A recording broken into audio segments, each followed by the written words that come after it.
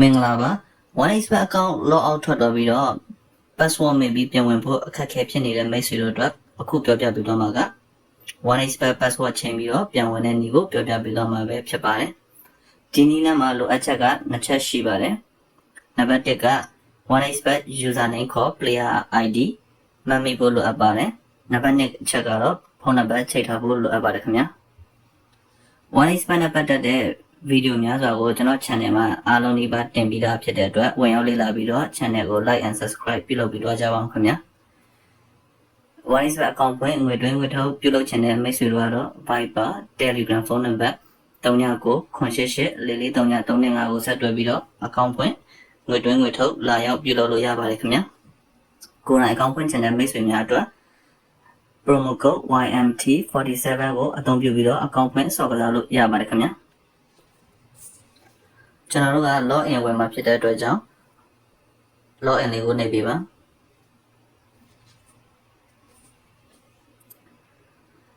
ကျွန်တော်တို့ကအပေါ်ဆုံးမှာကိုယ့်ရဲ့ ID ကိုထည့်ပေးဖို့လိုအပ်ပါတယ် ID လေးကိုဖြည့်ပေးပါခင်ဗျာကျွန်တော်ကတော့ဖြည့်ပေးတာဖြစ်နေပါတယ်ပြီးရင်မိတ်ဆွေတို့က password မမှတ်မိတဲ့အတွက်အောက်မှာ forgot password ဆိုတာရှိပါတယ်အဲ forgot password လေးကိုနှိပ်ပေးပါခင်ဗျာကျွန်တော်ခဏပြောခဲ့တာဖုန်းနံပါတ်ချိန်ထားဖို့လိုအပ်ပါတယ်လို့ပြောခဲ့ပါတယ်ဒီမှာ Gmail နဲ့ချိန်ထားတဲ့လူတွေလည်း password ချိန်လို့ရပါတယ် Gmail နဲ့ချိန်ထားတဲ့လူတွေကတော့ by mail ကိုနှိပ်ပြီးတော့ကိုယ့်ရဲ့ Gmail address ကိုထည့်ပေးပါပြီးရင်တက်ဆိုင်ရာ code ကိုယူပြီးတော့ကျွန်တော်ဆက်လက်လုပ်ဆောင်အောင်မှာဖြစ်ပါတယ်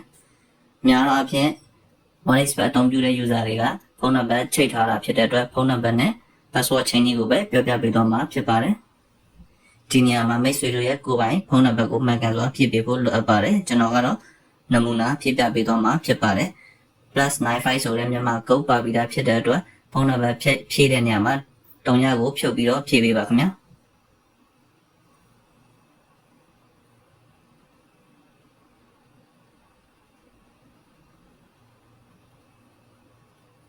ဖုန်းနံပါတ်ကိုမှန်ကန်စွာဖြည့်ပြီးတော့အောက်မှာ next ရှိပါတယ် next ကိုနှိပ်လိုက်ပါ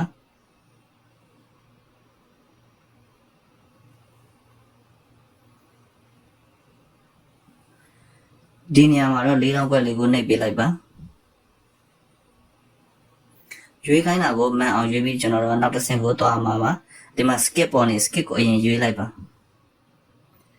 verify လို့ပေါ်လာရင်တော့သူတို့ရွေးခိုင်းတာကိုရွေးပြီးတော့ verify ကိုနှိပ်ပေးလိုက်ရမှာပဲခင်ဗျာဒီမှာတော့ကားကိုရွေးခိုင်းပါတယ်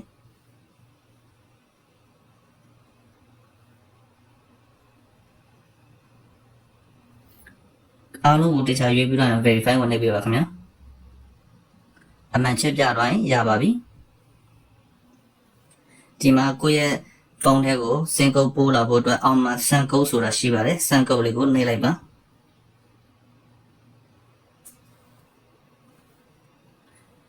ဒီနေရာမှာတော့မိတ်ဆွေတို့ရဲ့စင်ကုတ်ထဲကိုပို့လာမယ့်ကုတ်လေးကိုထည့်ပေးပါခင်ဗျာ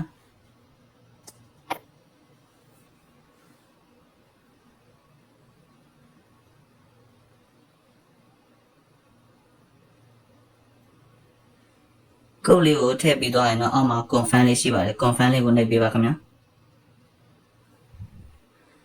ဒီနေရာမှာတော့ကျွန်တော်တို့ရဲ့ password အတစ်ကိုထည့်ပြရမှာဖြစ်ပါတယ်တို့မှာစီကံချက်ရှိပါတယ်ကျွန်တော်ကတော့အလွယ်ပြောပြပါမယ်အခရာအကြီးနဲ့စပါမယ်အနည်းဆုံး8လုံးရှိရပါမယ်ခင်ဗျာကဏ္ဍပါပါမယ်ဒီအချက်တွေနဲ့ပြည့်စုံရင်ကျွန်တော်တို့ကpassword ကိုချိန်ခွင့်ပေးမှာဖြစ်ပါတယ်ကျွန်တော်နမူနာချိန်ပြပါမယ်ကျွန်တော်ကအခရာရှေ့ဆုံးအခရာကိုအကြီးထားလိုက်ပါတယ်ပြီးရင်အသေးတွေပါပါတယ်ပြီးရင်အနောက်ဆုံးမှာကျွန်တော်ကဏ္ဍလေးတွေထည့်ပေးလိုက်ပါတယ်ဒါဆိုရင်ပြည့်စုံပါပြီအောက်မှာလည်းဒီတိုင်းပြန်ဖြည့်ရပါမယ်အပေါ်အောက်ကိုအကုန်လုံးတစ်ပုံစံနဲ့တူနေအောင်ဖြည့်ပေးဖို့လိုအပ်ပါတယ်အရေးကြီးတာတော့အခရာအကြီးနဲ့စပါမယ်အသေးပါပါမယ်အနည်းဆုံး8လုံးရှိရပါမယ်ကဏ္ဍပါပါမယ်ဒီအချက်တွေနဲ့ပြည့်စုံရင်ရပါပြီခင်ဗျာပြီးတော့ရင်အောက်ဆုံးမှာ create a new password ဆိုတာနှိပ်ပေးလိုက်ပါခင်ဗျာဒါဆိုရင်မိတ်ဆွေတို့ password ချင်းကအောင်မြင်တော့မှာဖြစ်ပါတယ်ဒါဆိုမိတ်ဆွေတို့ account log out ထွက်သွားရင်လည်းကိုယ့်ရဲ့ username ID နဲ့ဒီ password အတစ်ကိုထည့်ပြီးတော့အလွယ်တကူ account ပြန်ဝင်လို့ရမှာဖြစ်ပါတယ်ဗီဒီယိုလေးကိုကြိုက်နေတဲ့ရင် like and subscribe ပြုလုပ်ပြီးတော့ကြပါအောင်ခင်ဗျာအားလုံးကိုကျေးဇူးအထူးတင်ရှိပါတယ်ခင်ဗျာ